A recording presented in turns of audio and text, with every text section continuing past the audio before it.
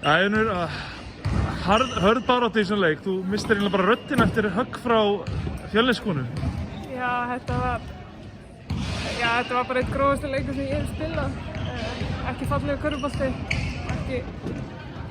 ekki virðingarverður leikmaður þannig sem gerði þetta.